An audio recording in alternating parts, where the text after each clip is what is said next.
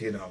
They didn't want to let you free in the military. They had to order the military to release you. You understand? So today, everything, God has worked with man and redeveloped his mind where you are free as you believe you are. And you need to come on out of hiding. This is a new day for the people of color, but not only that, it's a new day for America. It is the day.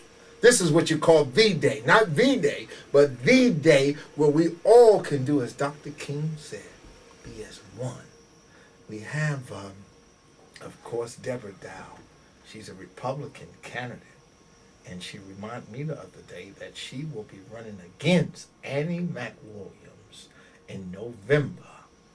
Yes, I've been noting the way that many people have claimed the victory and have stated that just winning the Democratic primary is a virtual guarantee that you will win the general election.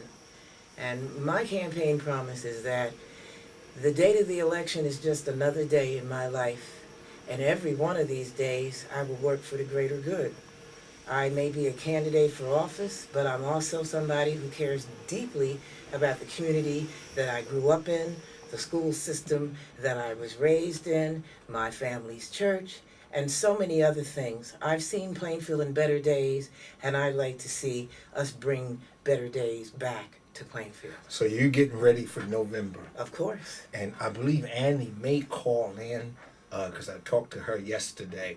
If the church of what's happening now with the grace of God, always with the grace, will be able to put together a debate. Oh, that would we be like nice. to do one for, actually we would like to do one for July and one for August. Now I haven't got Annie's promise on anything yet, but I'm going to ask from your side, would you participate in it?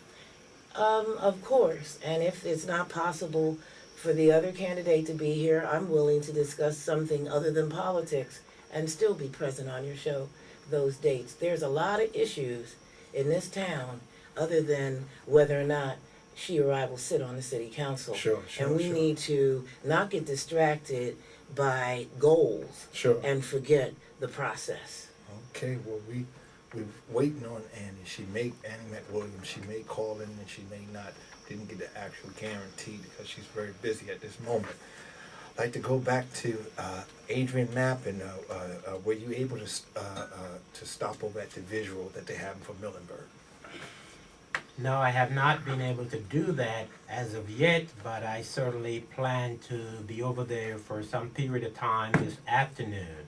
And so we have to keep the pressure on. We have to all work together to send a very strong message to our elected officials at the state level that we will settle for nothing other than a full-service hospital operating here in Plainfield for the benefit of Plainfield as well as the many neighboring communities that are served by Muhlenberg.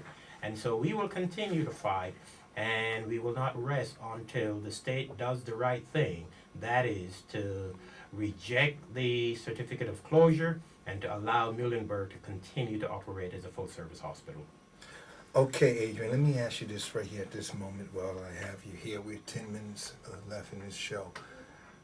What is your ambitions for November and after you're elected to office? Well, for the city of Plainfield. I am hopeful that with my victory in the primary that the people of Plainfield will go on to elect me to the council in November. And when I take my seat on the council in January, I intend to work with each one of my colleagues and with the administration to carry out the vision that we all have for the city of Plainfield. And I'm hoping that my colleagues do have a vision for the city. I hope that the administration has a vision for the city. But it doesn't matter who you are. I am going to sit down and I'm going to work with you to bring to Plainfield the things that are lacking right now. I campaign on the theme of Democrats for Change. Yes. And lots of changes are needed in Plainfield. Sure. We're not anywhere near to where we need to be. And the administration and my colleagues need to take a real hard introspective look at the way they've been conducting themselves and look at the changes that need to be made so that the people of Plainfield can be better served. And I intend to bring a level of service to the council that I don't believe is present at the time. I believe in working with people. I've always done that. I've had the reputation of being the voice Sure. of reason, and so I intend to continue to be that voice of reason, but I also am going to expect more from my colleagues as they should expect from me. Okay. And Deborah? Well, we only have a little time left, so I would like to express something. There has been a lot of fingers pointed at the immigrant community, at the Latinos, at the uninsured, as if they have cost us the hospital and the health center. And you hear people saying this, you read it on people's comments to articles in the paper, and there's been a lot of investigations as to why Solaris and Muhlenberg are in such dire financial straits, and they seem to indicate that that is not the cause.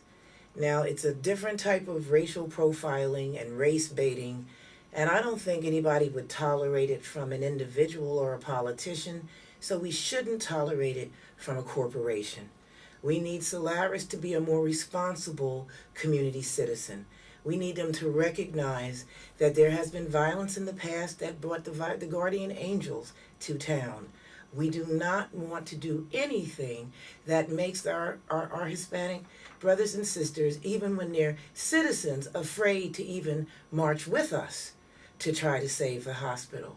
And we know that their absence is not that they don't want the hospital saved, it is out of fear from the things that have been said in the newspaper. So I want everybody to watch their mouths and watch their hearts and show some more compassion to the vulnerable in our midst. Okay, I want to ask both of you, maybe you can give me some clarity on this here, in terms of more of an infrastructure question in the city of Plainfield. You know, Plainfield is an old city, a suburban city, and we have a lot of tall trees in this town that the other day some toppled over.